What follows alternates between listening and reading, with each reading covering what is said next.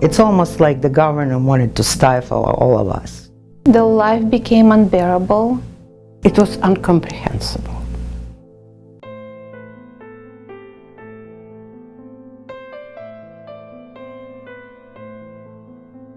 The real anti-Semitism at that time in Ukraine, or the former Soviet Union, whatever you would call it. Let's say I wanted to go in medicine. They told me, don't even dream about it because of being Jew. There is only 2 colleges that still accept Jewish kids. Instability on the political level, when people openly were talking what they can do to us. I was punished simply because I was Jewish, which I didn't know anything about Judaism except it was stamped in my passport. I applied for a job at the university and got it. It was a good position. And when they opened my passport, the 5th line said my nationality, which was a Jew. And they immediately gave it back to me and said, I'm sorry, the position has been filled. My Latvian people told me, you need to leave. They did not believe that we will have a good life in this place. We decided, since we had kids, we decided to give them better life. And so why we wanted to move to America. We heard about the United States of America, but with Soviet propaganda, it was so twisted and distorted, we really did not have any real view about the United States. Her dad wanted to leave long time ago, and when the curtain went up again, this was the first thing he wanted to do. The curtain's up, let's go. The moment my ex-husband and I announced it that we were going to leave the country, we became an enemy. Uncontrollable situation, politically, scary things going on, anti-Semitism, not getting a new job, the feeling of being an outcast in your own country, because that was my culture, that was my country, but I was an outcast there. And I did not want that for my daughter. Well, I remember it was very exciting because I had been so involved with Let My People Go, the whole movement of getting the Jews out of Russia. When it finally came to pass, it was very exciting, particularly for someone like me whose parents came from Europe to this country. So it meant a lot to me. Late 1988, early 1989, we started to hear of trickling in of people to other communities. We were notified about the highest program that was coming in, which would be sending Jews all over the place. The Federation pulled together a large meeting that was held at Alameth Congregation, and I would guess there had to be at least 250 to 300 people at that, and that was the formal announcement of the resettlement movement. We didn't know where we were going. We didn't know how. We didn't know what to expect, how we're gonna live, how we're gonna speak, how we are going to communicate, earn money, work. We didn't know.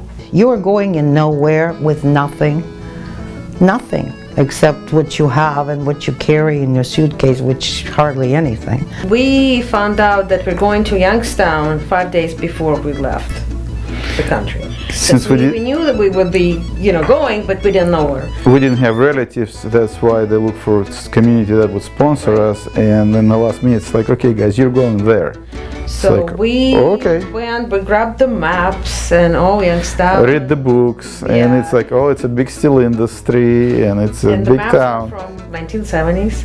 It took us 4 months to reach US, and eventually we came to Youngstown. We were the first family in this wave of the immigration. We came here on May 11th, 1989. We came in January 1992. We came in 1992 in February. Like 20 people met us at the airport. Yes. When probably 20, even, I don't know, more maybe. We came in airport in Youngstown. It was so many people. We got a lot of people meeting us. Which we didn't expect. Right. We walked off the plane, it's like, who are these people? I was at the airport for every family with big signs and waving and ooh and ah and greeting them. Irv must have gone to the airport for almost every single family that came. I met all the people at the airport. It would be in Pittsburgh or Cleveland. Everybody came to a fully furnished, all through donations, apartment. People would go out and get all of the stuff. We had linens, we had dishes, we had everything. Irv had a van. And he and I would take this van and we would go to every place that there was furniture, and there would be these huge pieces of furniture. And I said, Irv, how are we going to get this? He said, don't worry, just do what I tell you. You come to a ready apartment. Everything is done. The furniture, the refrigerator is full, everything is done. It's amazing. I cannot. We have furniture. We have beds, we have pillows, we have blankets, we have everything. They had apartment ready for us, I mean furnished and everything, even food in the fridge. So after everybody left, the only thing I could do is, and I think that was the first time from the whole trip, I just sat down and I bawled. I bawled my eyes out because I was not used to the goodness of people like that. The next day, one of the volunteers took us grocery shopping, and oh my God, the grocery store. Yeah, it was oh my God. different. I've never seen variety and amount of food and everything, like that. And it's all available and no lines. We got doctor appointments for them and dentist appointments for them, and we schlepped them. We had a committee to help them find jobs, which was really important. We had English classes for everybody that we took care of. They'd go to the English Center and they didn't know any words whatsoever.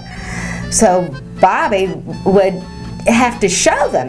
Bobby Greenstein, she was my first teacher.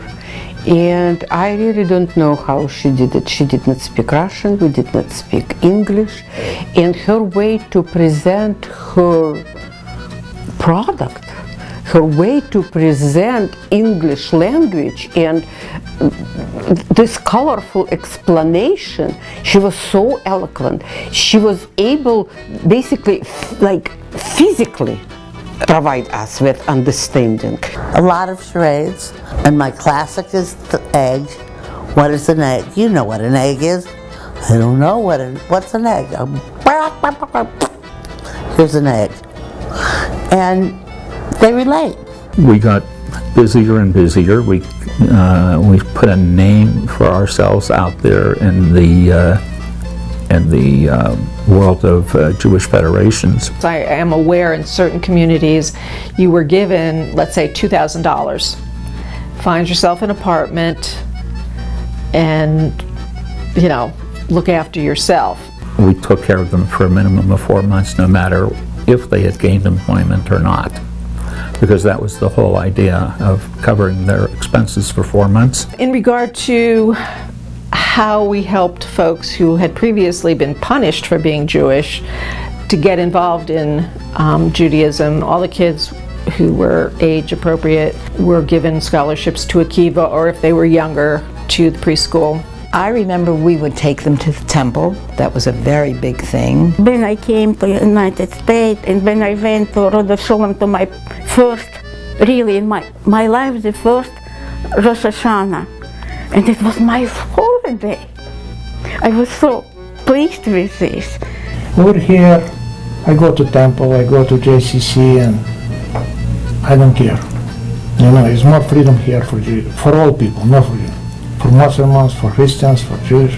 The major thing that went over very, very well in the community at that time was offering a Jewish wedding to the people that had not been married in a religious ceremony. They didn't have like 30 individual weddings. They had a wedding that encompassed everybody. If we were still there, I don't know if our kids would learn as much of Jewishness, if we would be able to go to the temple and they would have bar and bat mitzvah. They took us in. We were invited to their homes, to dinners and the holidays. We were became a part of the Jewish life. That was a very beautiful part. The people and the community. That was that felt very special because I felt safe and protected by the people I barely knew. I think we did an amazing job. When I think of everything that went into it, work, apartments, food, medical care, jobs.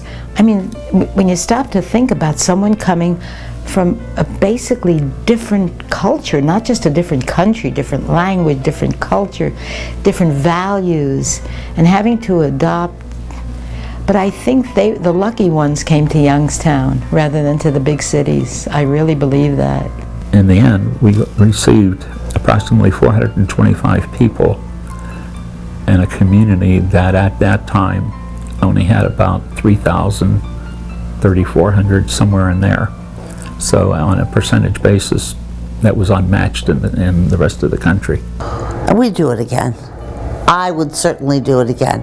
Federation was wonderful. I mean, without the Federation, we wouldn't have been able to survive or adapt as much as we did. With dignity, patience, understanding, really parenting skills, they treat us, and they were trying to give us the best they could. They did excellent work, actually, for everybody who came, for everybody. I'm very happy that we made it.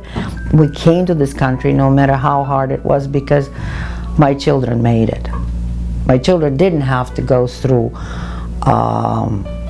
what we had to through just because they're Jewish. I am grateful to Youngstown Jewish Federation forever.